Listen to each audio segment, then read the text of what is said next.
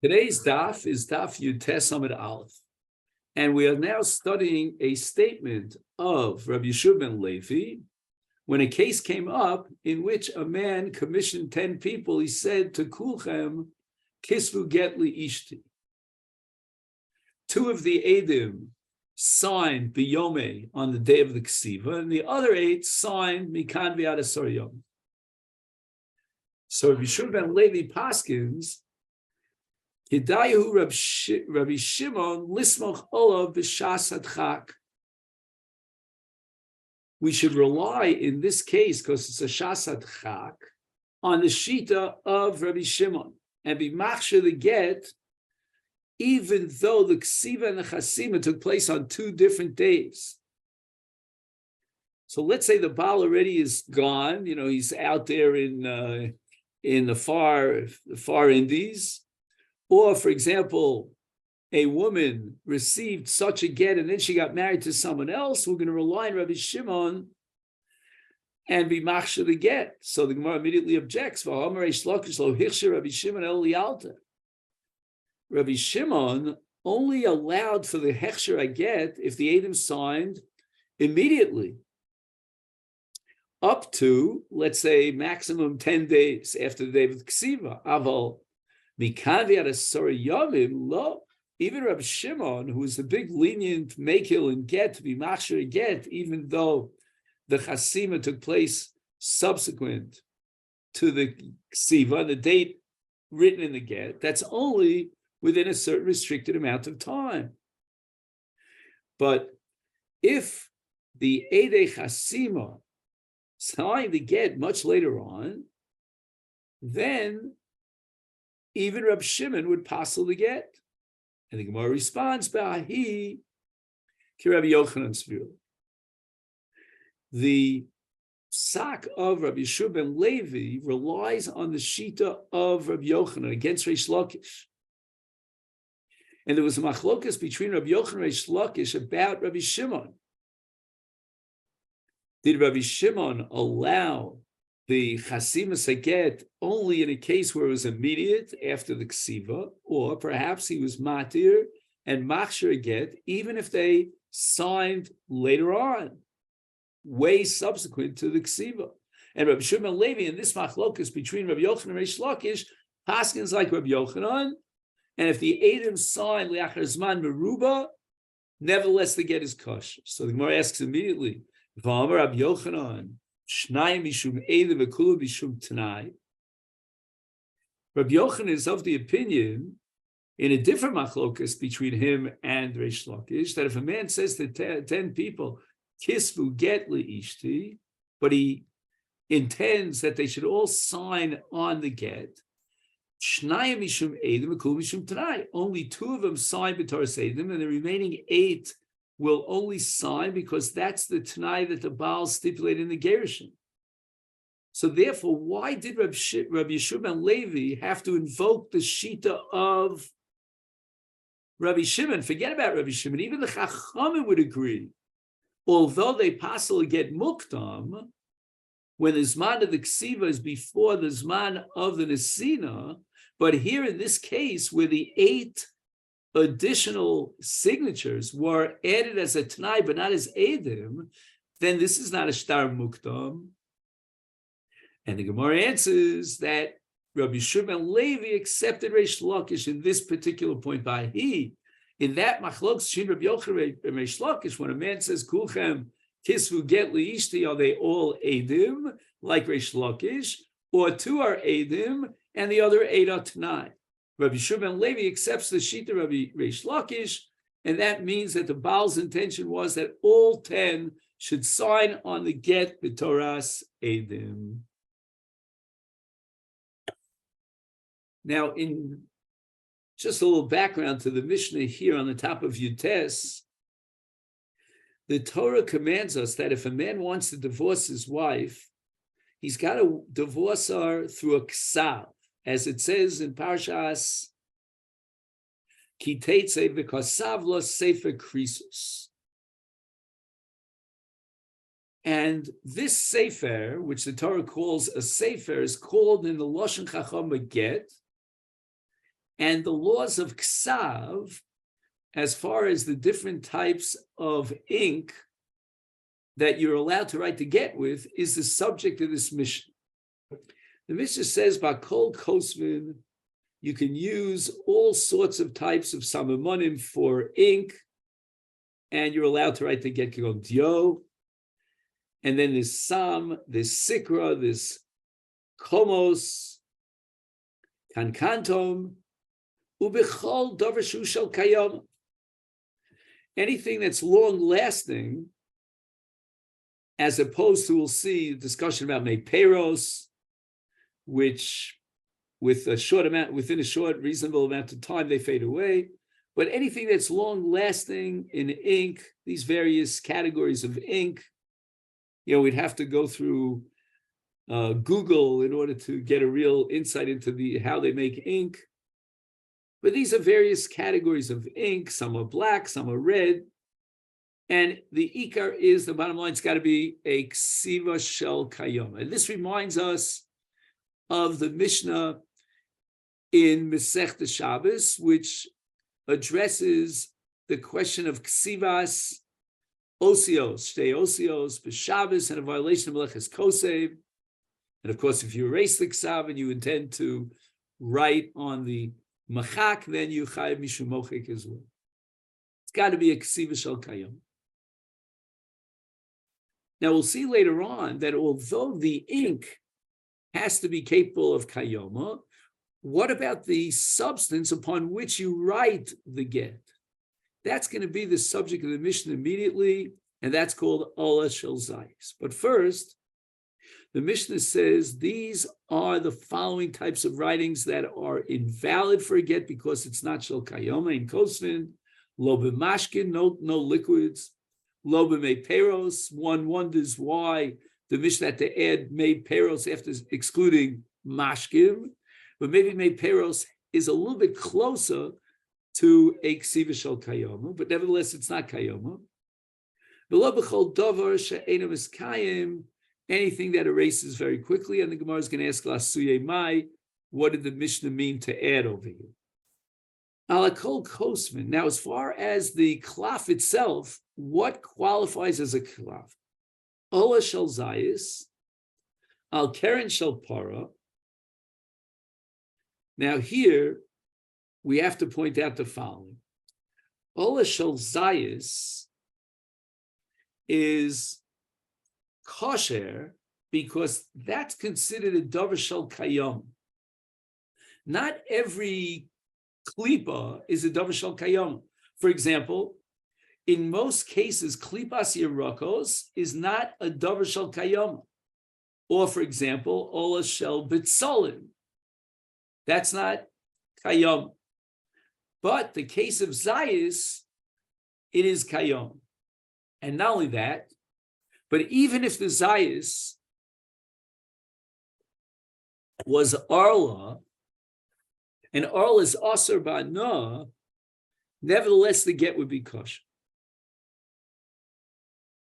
Now, what about Keren Shel Par? Here we have a problem because the Torah says ksiva nesina in the same pasuk, and the ksiva has to be on something that's royal nesina, which means it's got to be tolush and not mechubar. So in this case, no sein lo sapara. He's got to give her the entire para. He can't just give her the Keren because the Keren is mechuberes. But if he gives her the para as an entity, that's not mechubar. That's movable. Al yad shel ever, no salasa ever. Rabbi Yossi Aglili Omer ein kosvin lo al davar sheish bo ruach chayim v'lo al ha'ochlim.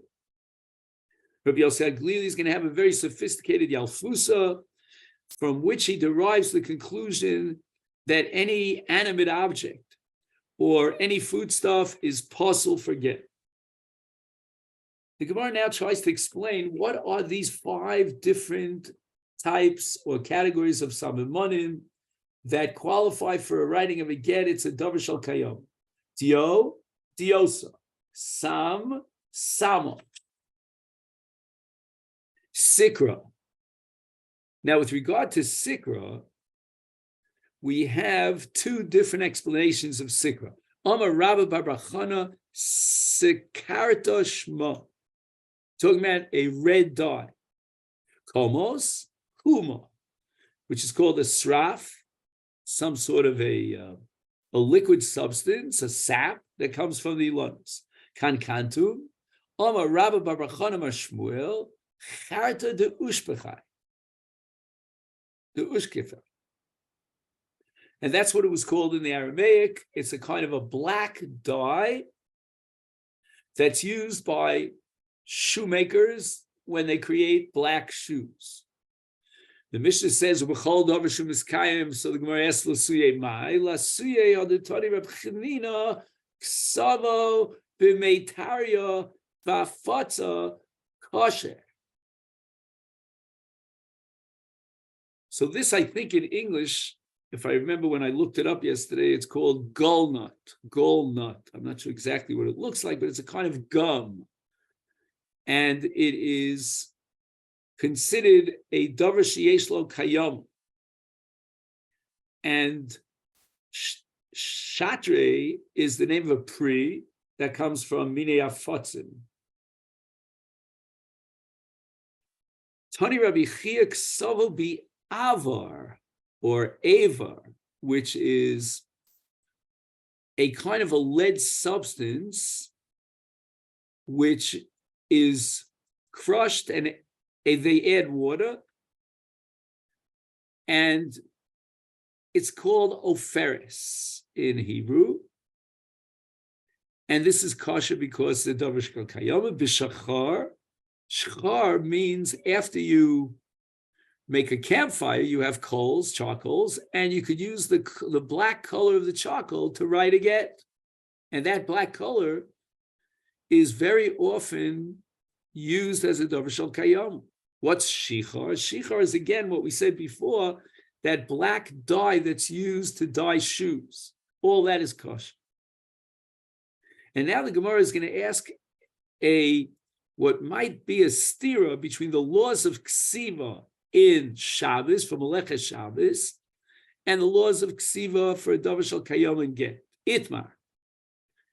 We learned Itmar always means Amaroy, Mavir Dio al Gabi Sikra B'Shabbos. Okay, this is the famous sugya of Ksav al Gabi Ksav. Now, the Ksav Tachton in this particular case is Sikra. Sikra, we said, is a red pigment, a red dye. And Dio is black. So we're going to now enter into a tremendous machlokas between Rabbi Yochanan and Reish Lakish about the status of Ksav al Gabi Ksav.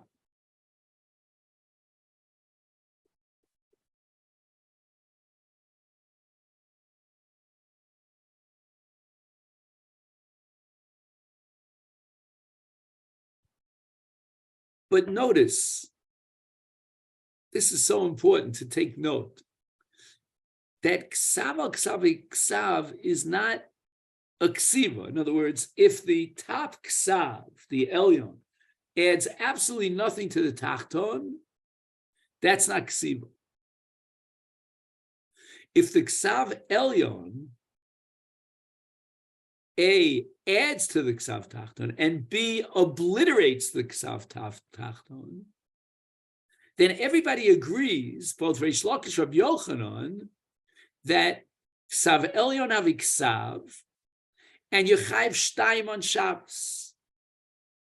Why you chayv shtayim? Achas mishum kosev, because Ksav Elyon in this case enhances the Ksav Tachton and qualifies as ksiva. The achas mishum mochik, and it obliterates the Ksav Tachton, again for the purpose of improving the Ksav, and that's called mochik al manas lichto, and he's chayv shtayim. Now, what does that mean? He's chayv shtayim. He has to bring 2 chatos if he did it b'shogeg. So where is the issue? Dio al gabi, Dio, that's not an issue. the Ksav Elyon adds nothing to the Ksav Tachton, nor does it subtract from the Ksav, detract. B'sikra al gabe sikra, once again, red on red, you didn't add anything, you didn't subtract anything. It's what? He's not considered a kosev or a mocheh. Okay. Now we get to sikra al gabe dio. This is certainly not ksiva, because the red dye is inferior to the black dye. So the ksav tachton is superior to the ksav elyon. Amalei chayev v'amalei poter. What could possibly be the machlokas here? It can't be as far as ksiva is concerned. No way, no how can you tell me that sikra al gabi dio is a ksiva, but maybe it's mechika. It obliterates the lower ksav.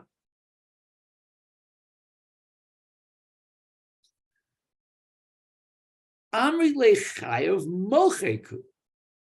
Don't entertain the possibility of chayev shtayim. There's no meleches ksiva here, but he could be chayev mishum mochek.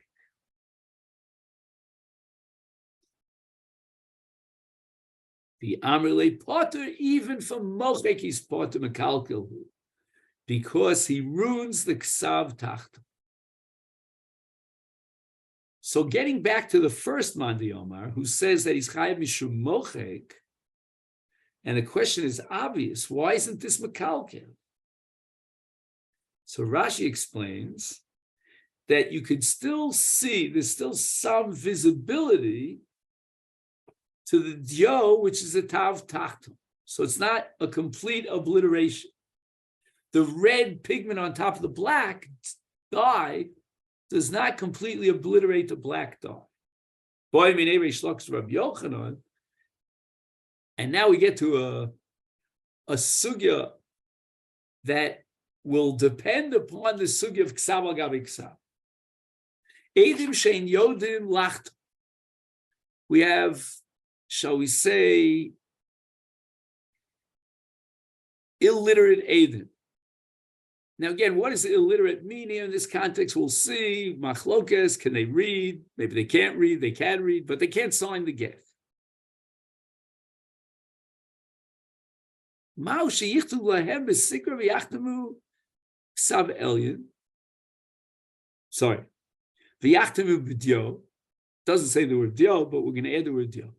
So what we do is we write their names in Sikra, and we said that in Dio al Gabi Sikra, the Ksav Elyon is considered a Ksav. So therefore there is a Ksiva of Chasimo through the Dio al Gabi Sikra. And therefore Ksav Elyon Ksav. And the Edom have written their names. But Reish Lakish is not sure about this. Oh, Eino Ksav. Maybe we should say, according to Reish Lakish, that this is not a Ksav. And Omer Le Rav Yochanan responds to Reish Lakish, Eino Ksav. This is not a Ksav. Wait a minute. Something very strange going on over here. We just established that Dio al Gabi Sikra and Shabbos is Chayev Shtayim, and nobody questions that. And amongst the two chatos and violations of malachas, one of them is ksiva. So we see the ksav elyon havi ksara. Amal le Reish Lakish objects to Rav Yochanan Maritanu Rabbeinu. You taught us, and I fully accepted your shita, the ksav elyon ksav.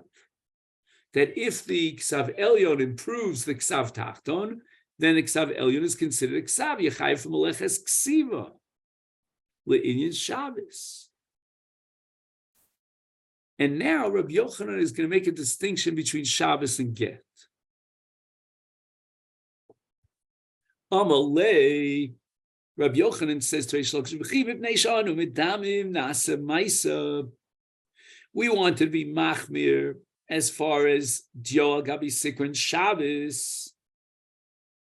But now you're going to do a Maisel Hakel, you're going to be machshir chasimas edim, even with regard to Meleches Shabbos. I didn't say that he's chayav to bring a carbon, because it's very possible that Ksav Elyon lo avi ksav. I just told you there was also to do this on Shabbos. I never went as far as to say that he brings a carbon. It's a suffix. We have to be machmir in a suffix. We can't allow him to bring a chatas. It might be chulul lazara. And therefore in get, when there's an Eishes Ish involved, we cannot be matir an Eishes Ish based on the assumption that Ksav Elyon avi ksav. So here on both sides, we were so convinced that since the dio adds and enhances the sikra tachton, if it's a ksiva, name. Rabbi Yochanan only said that l'chumra mitzad sofek. Itmar edim shein yodim lachtom rav omer mekarim lehem niyar chalak u'memalan es akroim. What we're going to do is we're going to do what's called a sirtut, and we're going to make incisions, and we're going to trace the names of the edim, and the edim are going to come and pour dio into those kroim, into those incisions. Shmuel Omar, Shmuel says that be'aver, what does it mean, be'aver or bi'avor? Shmuel wants you to write a ksiva that's not a ksiva miskayemis. And therefore, he wants to trace it with avor. Now, let's go back to the question of avor. We said that avor is a dover sheyesh lo kayom. Let's go back.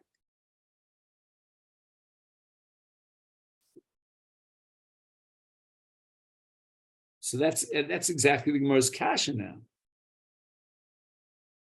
How could Shmuel say that we're going to write the names of the Eidim ba'avor, bi'avor salkedaitoch? It can't be. Vatani Rabbi Chia, savo bi'avor b'shchor b'shichor kosher. So avor, which is a kind of a lead substance, is considered a ksiva shel kayama, and therefore it's valid as a ksiva. So now, according to this brisa of Rabbi Chia, it's clear that if the Eidim are now going to sign on top of Avar, that's not considered a ksiva. They didn't write their names. They didn't sign their names because we already signed their names for them. The get is already chasum al yedei the, let's say, the dayanim who already signed their names. So there's no chasim of the Eidim. Dio al gabi avar is not considered a ksiva. Lokash. Bi'avara, ha b'mayda avar.